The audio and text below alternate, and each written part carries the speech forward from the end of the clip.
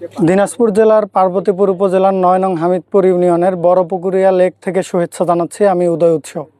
আপনারা সবাই জানেন যে এখানে একটি কয়লা খনি আবিষ্কৃত হয়।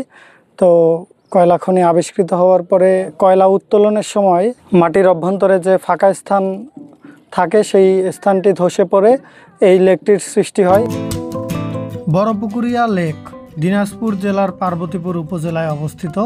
এই লেকটি ইতোমধ্যেই অন্যতম পর্যটন কেন্দ্রে পরিণত হয়েছে।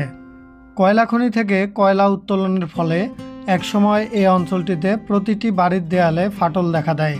পরবর্তীতে ভূগর্ভস্থ ফাঁকা অংশ পূরণ হেতু মাটির দেবে গিয়ে তৈরি হয় এই জলাশয়। এই ঘটনার পর ৬০০ একরের জলাশয়টি অধিগ্রহণ করে বাংলাদেশ সরকার। এই লেকটির বিশেষত্ব হলো মাটি ধসে সবকিছু ডুবে গেলেও একটি মসজিদ সগৌরবে দাঁড়িয়ে আছে এখনও। জলাশয়টি বর্তমানে মাছের অভয়াশ্রম ও দর্শনীয় স্থান হিসেবে বহুল পরিচিত। বিশেষ করে বিকেল এবং সন্ধ্যার আগ মুহূর্তে বড়পুকুরিয়া লেকে পর্যটকদের আগমন ঘটে।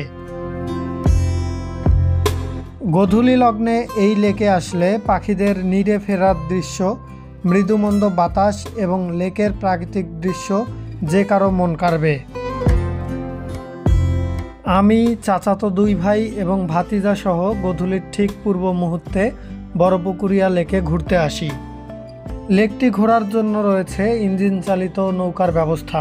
নৌকায় জনপ্রতি 30 থেকে 50 টাকার ভাড়ায় ঘুরতে পারবেন সম্পূর্ণ লেকটি।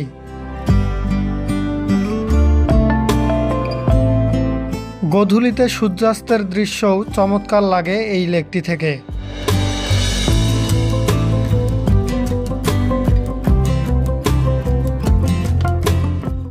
Hi everyone, this is me, Tamjid Ahmed, and I'm studying currently in North South University. আমার সেমিস্টার ফাইনাল শেষ, সো দ্যাটস ওয়াই আমি স্পেন্ড করতেছি ফ্রি টাইম।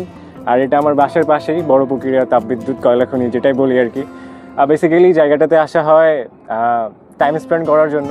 অনেক সুন্দর জায়গা, রিল্যাক্সেশন প্লাস স্ট্রেস রিলিফের জন্য বেস্ট প্লেস এটা।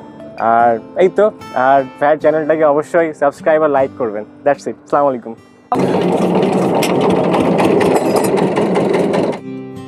বড়পুকুরিয়া লেকটি ঘুরে দেখার জন্য আমরা একটি নৌকায় উঠে পড়লাম।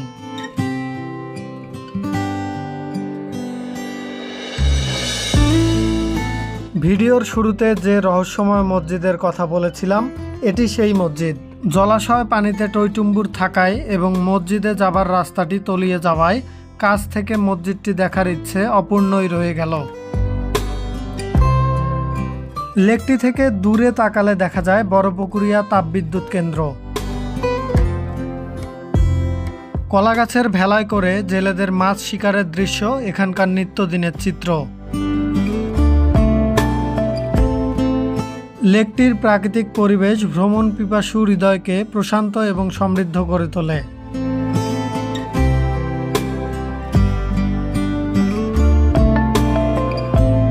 গোধূলিতে মেঘের হলুদাভ রং লেকের জলে পড়ে অন্যরকম এক দৃশ্যের অবতারণা করেছে।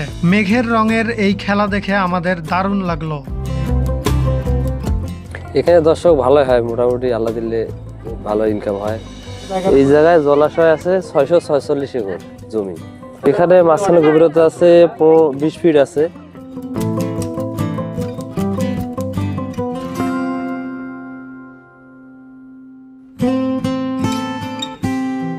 সন্ধ্যার দিকে আমরা দিনাজপুর জেলার ফুলবাড়ী উপজেলায় এসে লেক সম্পর্কিত অজানা বিষয় জানতে পারলাম একজন স্থানীয় ব্যক্তির নিকট।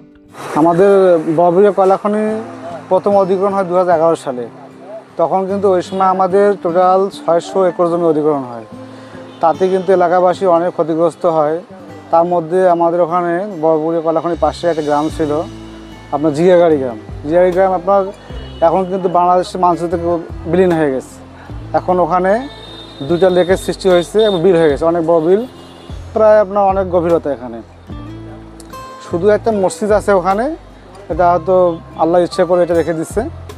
আর প্রতি বছর কিন্তু আমাদের ওখানে যে লেকটা হয়েছে 2 পাশে মাঝে কিন্তু একটা দ্বীপের মতো সৃষ্টি হয়েছে, উঁচু জায়গা।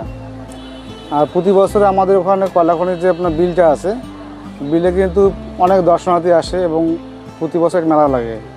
অনেক দর্শনার্থী হয়, আনন্দ উৎসব করে। আর এর পাশাপাশি কিন্তু নতুন করে আমাদের পাশের গ্রাম বাসপুকুর অর্ধেকটা অধিগ্রহণ হয়ে গেছে এবং সামনে কিন্তু আমাদের ডিসি অফিস থেকে লোক আসছিল, ডিসি স্যার আসছিল, ডিসি স্যার আসছিল, ওনারা এগুলো নিয়ে কথাবার্তা বলছে এবং এটা বলছে যে নতুন করে ওনারা আবার 300 একর জমি অধিগ্রহণ করবেন। ওটা বাসপুকুর গ্রাম, বাসপুকুরের সাথে পাশে একটা আছে গ্রাম কাজীপাড়া গ্রাম, এই 2টা গ্রাম পাশাপাশি আরও একটা গ্রাম আছে চৌহাটি গ্রাম, এই 3টে গ্রাম অধিগ্রহণ হবে।